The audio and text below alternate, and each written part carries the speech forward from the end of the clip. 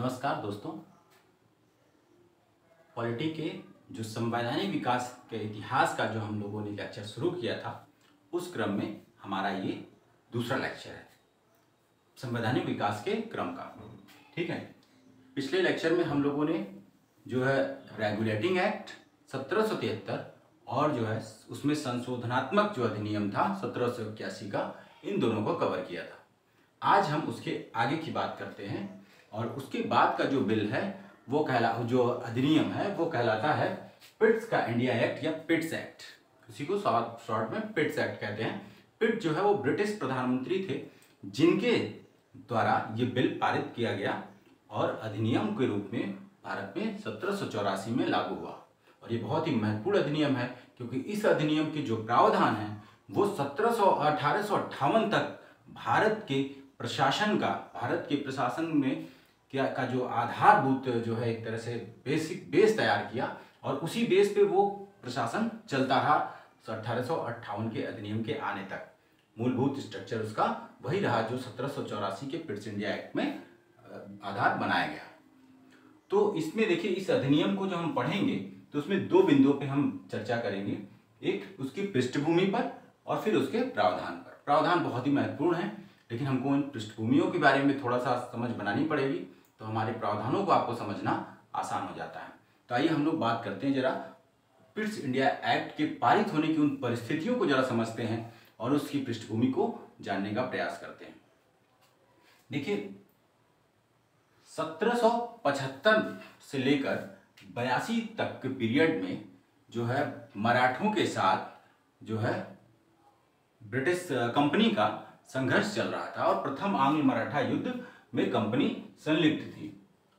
ठीक है, और इस आंग्ल मराठा युद्ध के परिणाम कंपनी के लिए बेहतर नहीं थे क्योंकि कंपनी की स्थिति खराब हो रही थी और कंपनी का भारत के राजनीतिक परिवेश में अतिक्रमण करना, उसका जो है हस्तक्षेप करने से कंपनी को जो है अन्य समस्याएं भी आ रही थी। जो ब्रिटेन में जो कंपनी के अगेंस्ट जो एक लॉबी थी वो बराबर कंपनी के अगेंस्ट में, कंपनी के जो है विरोध में हमेशा सक्रिय रहती थी। उस क्रम में क्या हुआ, जब आंग्ल मराठा 1781 में, ठीक है, 1781 में एक गुप्त समिति गठित की गई। ये जो गुप्त समिति की गठन किया गया और उस गुप्त समिति ने जो रिपोर्ट दी, उस रिपोर्ट में कंपनी के जो उसमें जो कारणों की जांच की, 1781 में गुप्त समिति ने आंग्ल मराठा युद्ध के कारणों की जांच की और उसकी जो रिपोर्ट आई काफी भारी भरकम थी। उस रिपोर्ट में कई बातों के लिए कंपनी को दोषी ठहराया गया था और उस रिपोर्ट की तमाम बातों को संसद में उनकी जो है अगेंस्ट में, कंपनी के अगेंस्ट में बहुत बार जो उसका खुलकर प्रयोग किया गया और काफी हो हल्ला मचा। तो कंपनी की भूमिका को लेकर एक नकारात्मक छवि बनने लगी थी।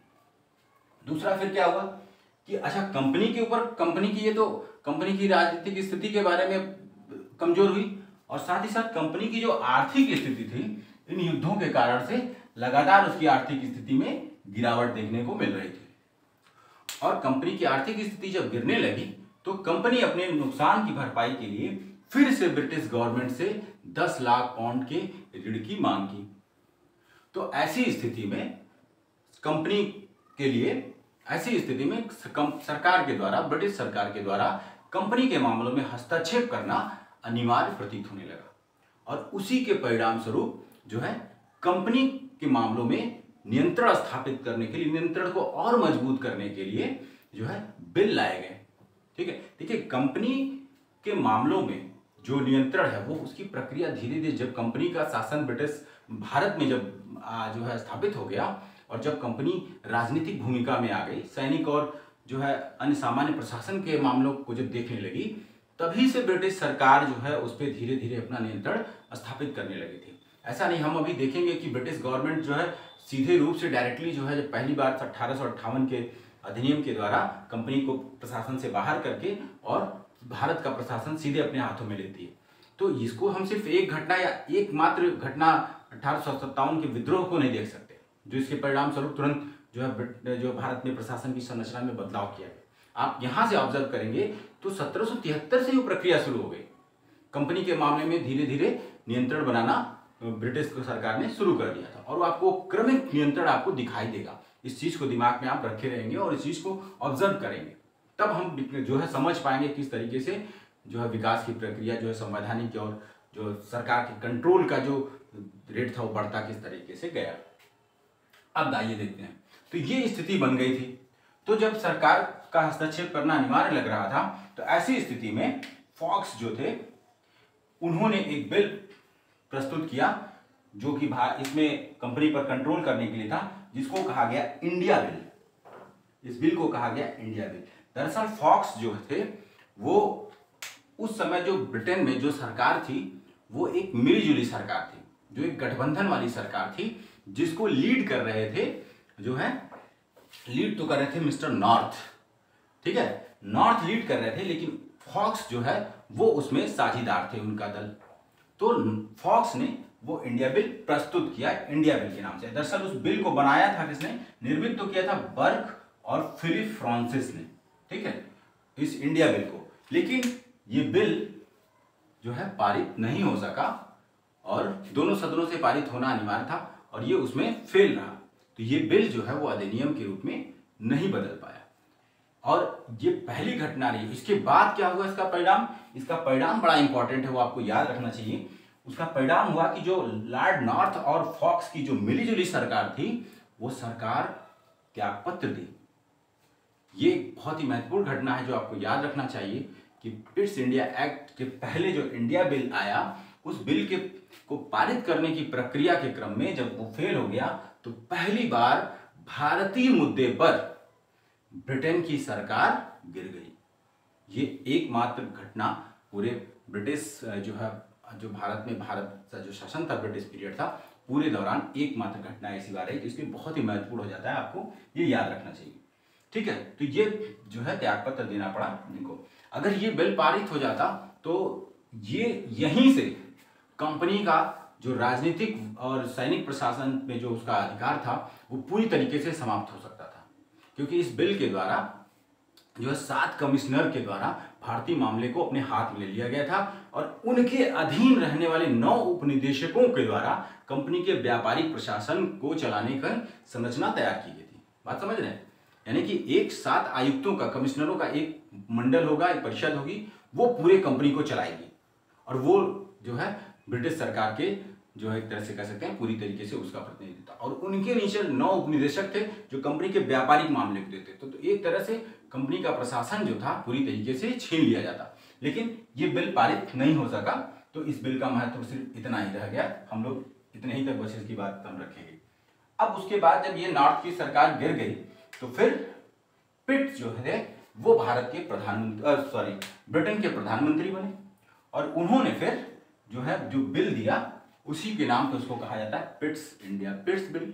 और वो बिल फिर बाद में जाकर संसद से वहां के पारित हुआ और फिर वो एक अधिनियम के रूप में जो है लागू हो गया 1784 में। इसीलिए पिट के नाम पर जो प्रधानमंत्री थे उन्हीं के नाम पर इस एक्ट को कहा जाता है पिट्स इंडिया एक्ट या पिट का इंडिया एक्ट। ये अधिनियम बहुत ही महत्वपूर्ण है, इसलिए क्योंकि अभी हम लोगों ने जैसे चर्चा की कि ये अधिनियम एक आधारभूत जो है आधार था जो ब्रिटेन का जो 58 तक प्रशासन शासन चलता रहा वो इसी के द्वारा निर्मित संरचना पर ही चलता रहा, ठीक है। तो ये बात हम लोगों ने पृष्ठभूमि को समझा। अब हम बात करेंगे इसके प्रावधानों की। तो प्रावधानों को मैं तब तक लिख देता हूं जिससे वीडियो थोड़ा शॉर्ट हो और आपका समय कम बचे। समय कम हो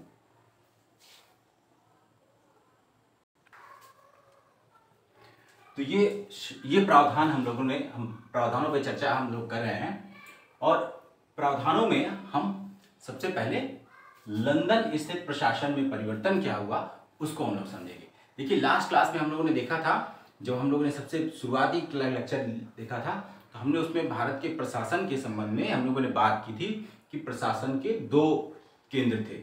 एक लंदन में एक संरचना थी, संगठन था, और एक जो है भारत में जो गवर्नर जनरल उसको लीड करता था या भारत का गवर्नर जनरल वैसा है, उसके अलग अलग नाम हमेशा रहे हैं। और एक लंदन में जो है बोर्ड के रूप में संरचना थी, वो बोर्ड ऑफ डायरेक्टर्स होते थे, वो प्रशासन देखते थे वहां से, ठीक है।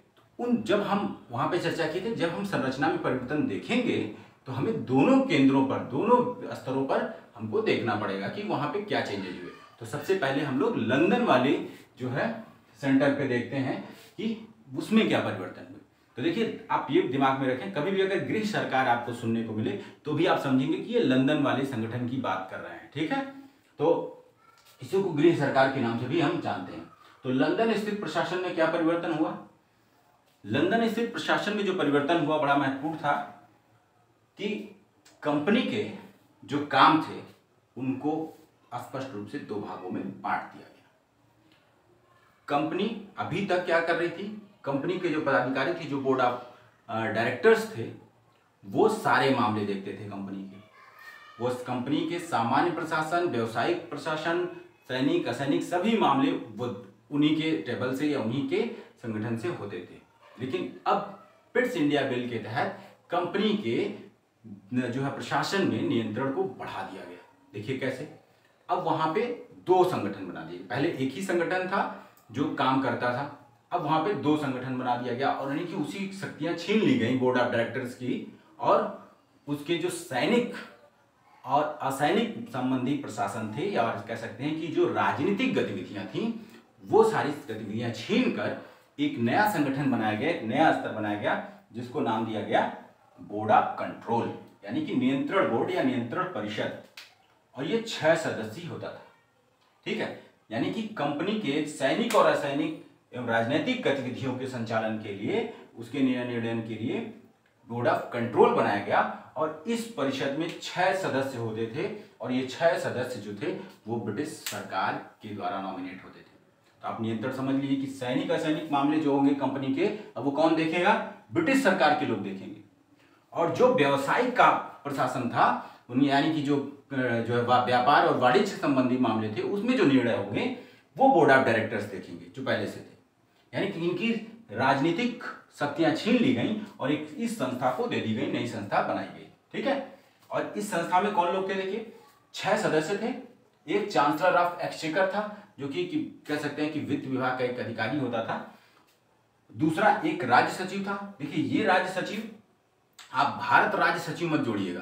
भारत राज्य सचिव 1858 के अधिनियम के द्वारा एक पदाधिकारी नियुक्त हुआ था, वो थोड़ा अधिक शक्तिशाली था। और ये जो पदाधिकारी था, ये ब्रिटिश भारत में ये उससे भिन्न है, ठीक है। ये राज्य सचिव हो गए। और 4 जो थे वो प्रिवी काउंसिल के सदस्य होते थे। अब ये प्रिवी काउंसिल के सदस्य कौन थे? प्रिवी काउंसिल जो थी वो सम्राट की, यानी कि जो किंगशिप थी जो ब्रिटेन की, यानी उस सम्राट की जो सबसे एलीट और पुराने एक्सपीरियंस्ड जो पॉलिटिशियन होते थे, उनका एक समूह था, एक कह सकते हैं, जो सम्राट के बेहद करीब था। तो उसमें से 4 सदस्य जो हैं वो बोर्ड ऑफ कंट्रोल में सम्राट के द्वारा अपॉइंट कर दिए जाते थे। तो इस तरह से ये संगठन एक तरह से कह सकते हैं ब्रिटिश सरकार के द्वारा रेगुलेट की जाती थी और उसको संचालित की जाती थी। तो आप देखते हैं कि कंपनी के अधिकारों को छांट दिया गया, कम कर दिया गया। अब देखिए इन दोनों के बीच रिलेशन कैसा होता था। अब यहाँ पे देखिए क्या है कि बोर्ड ऑफ कंट्रोल सैनिक असैनिक एवं राजनीतिक मामले ले तो लिया उसने, लेकिन यहाँ पे डायरेक्टली वही कोई एक्शन नहीं लेती थी कि सब कुछ उसके नाम पे या उसके जो है इसकी अथॉरिटी पे सब कुछ चले ना। ये डायरेक्ट नहीं था। ये जो प्रशासन था आप देखेंगे ये एक तरह से द्वैध शासन ही था। भारत के मामलों पे 2 संस्थाएं 2 स्तरों पे निर्णय लिए जाते थे, 2 स्तरों पे शासन प्रशासन का काम देखा जाता था, लेकिन जो आपको दिखता था फेज पे एक ही। क्यों? क्योंकि यहाँ पे 3 डायरेक्टरों की एक गुप्त समिति बनाई गई थी, और इस गुप्त समिति के द्वारा कंपनी क्या कर, ये जो बोर्ड ऑफ कंट्रोल होता था वो अपने अगर आवश्यकता पड़ी उसको तो आदेश जारी करता था 3 सदस्यों की, इसमें से 3 सदस्यों की गुप्त समिति थी, उनको भेज देता था, और वो समिति अपने हस्ताक्षर के द्वारा वही आदेश भारत में भेजती थी, लागू करती थी। यानी कि निर्णय होता था इनका, सिग्नेचर होता था इनका। तो शासन करती हुई दिखती थी निदेशक मंडल, लेकिन वास्तव में सैनिक प्रशासन संबंधी समस्त निर्णय बोर्ड ऑफ कंट्रोल लेती थी, ठीक है।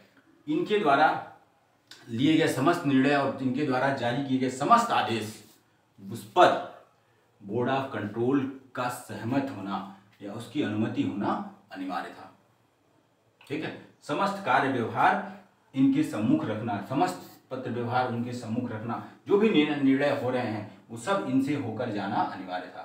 और ये जरूरत पड़ती तो ये अपना एक आदेश भेज सकते थे इस गुप्त समिति को। इनका एक गुप्त समिति बनी थी बोर्ड ऑफ डायरेक्टर्स की, और उस समिति के द्वारा फिर उस आदेश को इनके हस्ताक्षर के द्वारा भारत में लागू कर दिया जाता था। तो यानी पिट्स इंडिया एक्ट ने एक दोहरी शासन प्रणाली को स्थापित किया, जो लंदन वाले केंद्र पे हम लोग बात कर रहे हैं, जो कि वो जो संरचना ये चलती रही बोर्ड ऑफ कंट्रोल और बोर्ड ऑफ डायरेक्टर्स की, ये कॉन्सेप्ट चलता रहा 1858 के अधिनियम तक, जब वहां पे एक भारत राज्य परिषद और भारत राज्य सचिव का गठन किया गया 1858 के, तब तक ये संरचना वहां पे चलती रही। तो बहुत ही महत्वपूर्ण अधिनियम था, क्योंकि आने वाले लगभग 80 सालों तक ये प्रशासन इसी के तहत चलता रहा। तो ये हम लोगों ने लंदन स्थित जो केंद्र था उसकी बात की। अब हम लोग बात करेंगे भारत में जो है ब्रिटिश इंडिया एक्ट के तहत जो प्रशासन का केंद्र था, यानी गवर्नर जनरल और उसकी परिषद, उसमें क्या परिवर्तन हुए ये हम लोग जब देखेंगे। ठीक है,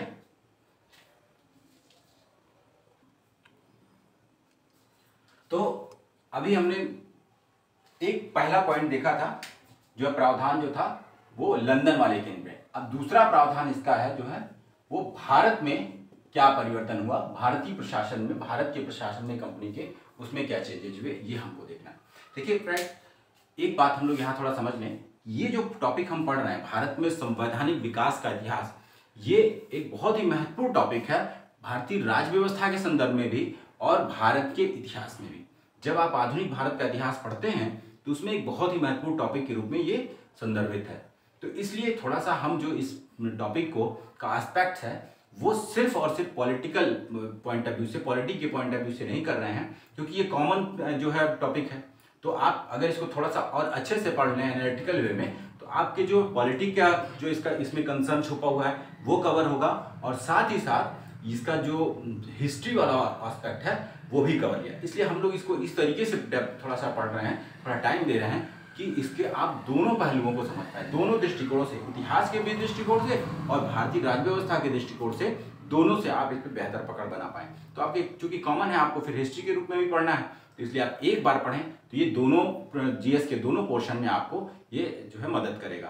तो ये उद्देश्य है, इसीलिए थोड़ा सा हो सकता है कि आपको थोड़ा सा जो है जो एनालिटिकल अप्रोच होने के नाते थोड़ा सा आपको जो है बड़ा लग रहा है या थोड़ा सा लेंदी फील हो रहा, लेकिन ऐसा नहीं है, क्योंकि आपके हिस्ट्री वाले एस्पेक्ट से भी ये इंपॉर्टेंट है, इसीलिए पृष्ठभूमि की भूमिका थोड़ी सी बढ़ जाती है। नहीं तो प्रावधानों की बात करें तो सिर्फ हम प्रावधान याद करके काम चला सकते हैं, लेकिन जब ऐतिहासिक दृष्टिकोण से आप देखेंगे तो आपको फिर दोबारा ना पढ़ना पड़े, इसलिए हम लोगों ने इस अप्रोच के साथ इसको पढ़ना शुरू किया है। तो आइए हम लोग दूसरे पॉइंट की बात करते हैं। लंदन वाले केंद्र में प्रशासन को हम देख लिए, अब भारत के प्रशासन में हम देखें क्या परिवर्तन हुआ। देखिए पिछली क्लास में हम लोगों ने देखा कि जो रेगुलेटिंग एक्ट था उसके द्वारा जो प्रावधान किए गए, उसने कुछ समस्याओं को तो जो समाधान करने की कोशिश थी, लेकिन कुछ जो है विवादों को जन्म दे दिया था। जैसा उसमें हमने देखा कि एक विवाद जो था गवर्नर जनरल, अगर आपको याद होगा, गवर्नर जनरल की परिषद और सुप्रीम कोर्ट के बीच संघर्षों को जन्म दिया उसने, जिसका समाधान 1781 के संशोधनात्मक एक्ट के द्वारा किया गया। और दूसरे संघर्ष की स्थिति जन्म दी 73 के रेगुलेटिंग एक्ट ने, वो था गवर्नर जनरल और उसकी परिषद के बीच। आपको याद होगा, हम लोग यहाँ पे फिर से आपको रिकॉल कर दें कि 1773 का जो रेगुलेटिंग एक्ट था उसने दो विवादों को जन्म दिया था, दो संघर्षों को। एक तो गवर्नर जनरल और उसकी जो परिषद होती थी काउंसिल, उसका संघर्ष किसके साथ, सुप्रीम कोर्ट के साथ, और दूसरा संघर्ष एक जन्म दिया था खुद गवर्नर जनरल और उसकी परिषद, उनके बीच। तो इसका समाधान हम लोगों ने देखा था। अच्छा, जब ये संघर्ष जन्म लिए तो विवाद उत्पन्न होते थे, तो इनको सेटल करने के लिए जो है क्रमिक रूप से धीरे धीरे उनका निराकरण किया गया, प्रयास किया गया। अचानक से सारी चीजें को सॉर्ट आउट नहीं कर पाया गया। तो देखिए इसमें जो गवर्नर जनरल और सुप्रीम कोर्ट के विविध विवादों का परिषद था, मामला था, उसको 1781 के संशोधनात्मक एक्ट द्वारा सेटल किया गया। तो ये जो विवाद थे अब इसका सॉर्ट आउट किया गया, इसको जो है सही किया गया वो पिट्स इंडिया एक्ट के द्वारा। देखिए सारे एक्ट एक दूसरे से लिंक्ड हैं, इसी अप्रोच के नाते थोड़ा सा हम इसको बहुत एनालिटिकल वे में ले चल रहे हैं, ताकि आपको चीज़ों को आप इंटरकनेक्ट कर पाएं और एक ट्रेल को पूरी समझ पाएं कि कैसे चीज़ें डेवलप होते हुए आगे बढ़ी। तो इसलिए हम लिंक कर रहे हैं 1773 के। तो अब ये विवादों को अब देखिए यहाँ सॉर्ट आउट किया गया। वहां पे क्या स्थिति थी पहले कि गवर्नर जनरल की परिषद में कुल 4 सदस्य होते थे, ठीक है। गवर्नर जनरल की परिषद में 4 सदस्य होते थे और निर्णय बहुमत के द्वारा लिया जाता था। तो 4 और 1 मान लीजिए गवर्नर जनरल, तो 5 लोग हो गए। अगर गवर्नर जनरल के अगेंस्ट 3 लोग, अगर 3 सदस्य उसके अगेंस्ट हो गए तो गवर्नर जनरल अपनी इच्छा के होते हुए भी उस बिल को पारित या उस आदेश को अधिनियमित नहीं कर सकता था। तो वही कारण था कि गवर्नर जनरल और परिषद के बीच संघर्ष जन्म लेता था। अब इसको क्या किया गया, ये कहा गया कि गवर्नर जनरल की परिषद में जो सदस्य संख्या थी वो घटा दी गई। वो घटा के 4 से अब कितनी कर दी गई, 3। गवर्नर जनरल की परिषद में 3 लोग होंगे और निर्णय हमें फिर भी बहुमत से लिया जाएगा, यानी 3 हो गए और जो है एक जो है गवर्नर जनरल भी हो गया, तो 4। तो अगर इसमें से 2 सदस्य उसके साथ हैं तो अधिनियम तो ऐसे ही पारित हो गया। लेकिन अगर जो है बराबर की स्थिति हो गई जो है, तो गवर्नर का मत जो होगा वो निर्णायक, यानी कि अगर 2 इसके अगेंस्ट भी है और 1 सदस्य इसके साथ है गवर्नर के, तो गवर्नर अपना निर्णायक मत देकर, तो गवर्नर का मत जिस मत की ओर पड़ेगा तो वो अधिनियम, वो आदेश वो पारित करवा सकता था। यानी कि इस समस्या का जो हम लोगों ने दूसरी संघर्ष को देखा, उस समस्या का इससे समाधान किया गया। इसका महत्व इस बात में है, यानी कि governor general Pitt's India act के थ्रू जो गवर्नर जनरल थी उसको उसकी परिषद में उसको और ताकतवर बनाया गया। जो 1773 के एक्ट के द्वारा उसकी स्थिति कमजोर हो चुकी थी, उस स्थिति को फिर से सुधारा गया और परिषद में गवर्नर की भूमिका को ताकतवर बनाया गया। अभी हम देखेंगे ये चीज और आगे बढ़ती हुई मिलेगी आपको कि गवर्नर जनरल काफी शक्तिशाली होगा। तो ये बात आप समझ गए, ये पहला पॉइंट था। दूसरा पॉइंट ये था कि जो है मराठा युद्धों के परिणाम स्वरूप कंपनी की जो छवि थी और उसकी जो स्थिति थी वो दयनीय हो रही थी। तो इस अधिनियम में ये कहा गया कि जो प्रशासन है, ब्रिटिश प्रशासन है जो कंपनी के द्वारा चलाया जा रहा था, उसका उद्देश्य सिर्फ और सिर्फ ये व्यापारिक उद्देश्य है, इनका क्षेत्र विस्तार नहीं होना चाहिए। ठीक है, यानी कि कंपनी के इस अधिनियम के द्वारा ये बताया गया कि जो कंपनी का यहाँ प्रशासन चल रहा है, इसका उद्देश्य क्षेत्र विस्तार नहीं है, बल्कि हम सिर्फ व्यापारिक विस्तार, व्यापार अपना करने आए हैं, व्यापार में अपना लाभ कमाने आए हैं और सिर्फ व्यापार करना ही हमारा उद्देश्य है। परंतु ये एक जो है कह सकते हैं छलावा ही था, क्योंकि हमने आगे के ऐतिहासिक जब हम बात करेंगे, हिस्ट्री पढ़ेंगे, तो हम देखेंगे कि पूरा निरंतर इसके बाद भी जो है क्षेत्र विस्तार की प्रक्रिया चलती रही थी और इस तरह से ये जो विस्तार था इस पर कभी अमल नहीं किया गया और निरंतर क्षेत्र विस्तार के क्रम में भारत में अंग्रेजी शासन बढ़ता ही था। दूसरी नेक्स्ट पॉइंट एक हम देखते हैं कि इस बार पहली बार अभी तक जो था, जब कंपनी यहाँ आई और उसने भारत में जो क्षेत्र प्राप्त किए, जो राजनीतिक क्षेत्र प्राप्त किया, उसको कंपनी के अधीन क्षेत्र कहा जाता था, यानी कि कंपनी ऑक्युपाइड क्षेत्र कहा जाता था, कंपनी के अधीन क्षेत्र कहा जाता था, उसको ब्रिटिश सरकार से लिंक नहीं किया जाता था।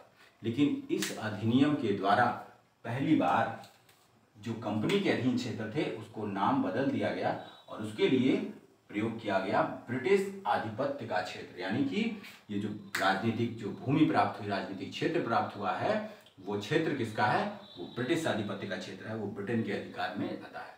तो ये आप एक पॉइंट याद रखेंगे। सर देखिए प्रश्न पूछ लिए जाते हैं, कभी कभी टर्म भी पूछ लिया जाएगा, ब्रिटिश आधिपत्य का क्षेत्र पहली बार ये शब्द कब प्रयोग किया गया, ये या कंपनी के अधीन क्षेत्र को ब्रिटिश आधिपत्य क्षेत्र कब घोषित किया गया, किस अधिनियम के तहत, तो आपको जवाब देना होगा ब्रिटिश इंडिया एक्ट के तहत।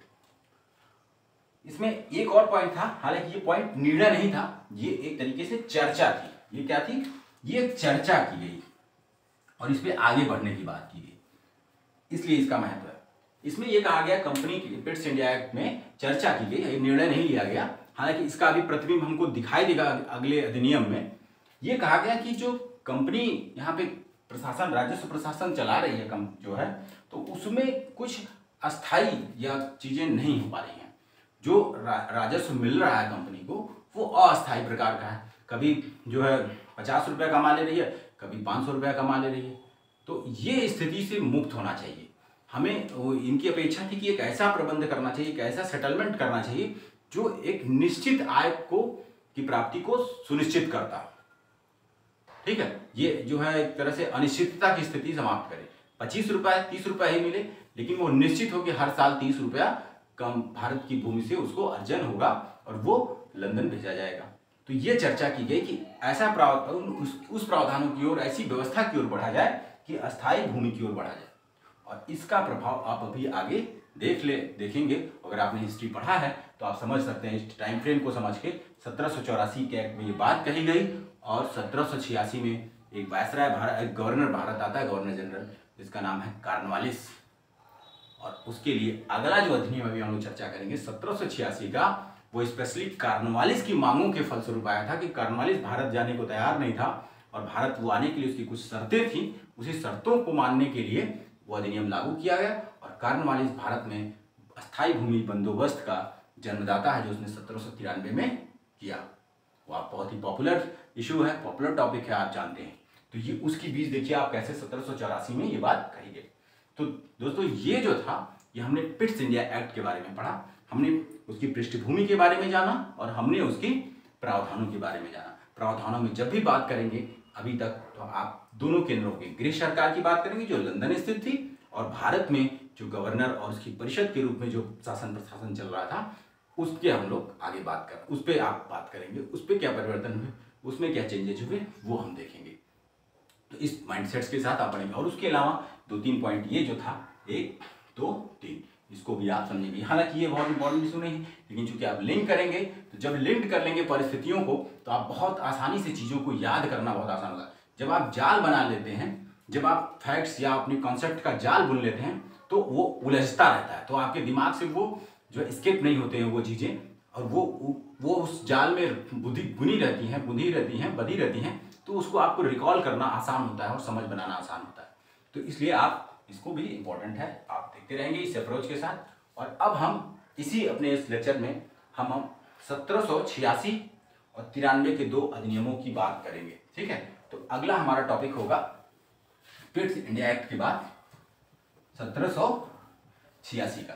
फिर हम लोग इसको लिख लेते हैं वीडियो पॉज करके, और ताकि आपका समय बचे।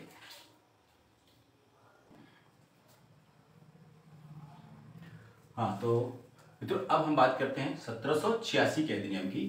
1786 के अधिनियम को क्यों लाया गया? क्योंकि देखिए अभी 1784 के एक्ट में जो अस्थायी भूमि व्यवस्था की अपेक्षा की गई, चर्चा की गई कि एक ऐसे प्रबंध हो जो अस्थायी भूमि व्यवस्था के रूप में परिणत हो और आय नियमित करे, निश्चित करे। तो उस क्रम में कॉर्नवालिस को भारत भेजने की बात की गई कि उसको भेजा जाए, और वो इस क्रम में कुछ व्यवस्था को जन्म दे और उसकी जो है व्यवस्था स्थापित करे। लेकिन कॉर्नवालिस जो है, लॉर्ड कॉर्नवालिस, वो भारत आने के लिए तैयार नहीं था, क्योंकि जो उस समय भारत में जो गवर्नर जनरल की स्थिति थी, जो उसकी संरचना थी, उसकी जो गवर्नर जनरल और उसकी परिषद के बीच का रिलेशन था, उसको वो ठीक नहीं लगता था। वो और अधिक शक्तिशाली बनना, शक्तियाँ चाहता था, जिससे वो अपनी जो निर्णय को लागू करवा सके। तो उसकी जो मांग थी वो क्या थी कि वो कहता था कि गवर्नर जनरल और मुख्य सेनापति दोनों की शक्तियां उसमें निहित होनी चाहिए। यानी कि जो गवर्नर जनरल है वो अभी तक उसकी परिषद में एक मुख्य सेनापति होता था और गवर्नर जनरल खुद होता था, वो दोनों अपना अलग अलग काम करते थे। लेकिन कॉर्नवालिस चाहता था कि जो गवर्नर जनरल है उसी में मुख्य सेनापति की शक्तियां भी निहित हों। एक मांग उसकी ये महत्वपूर्ण मांग थी।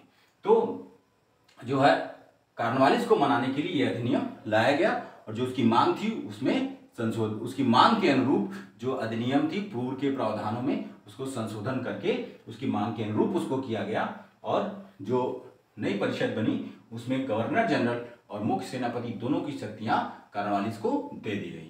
और इतना ही नहीं, इसके अतिरिक्त ये बहुत ही महत्वपूर्ण है, वीटो पावर भी दिया गया कॉर्नवालिस को।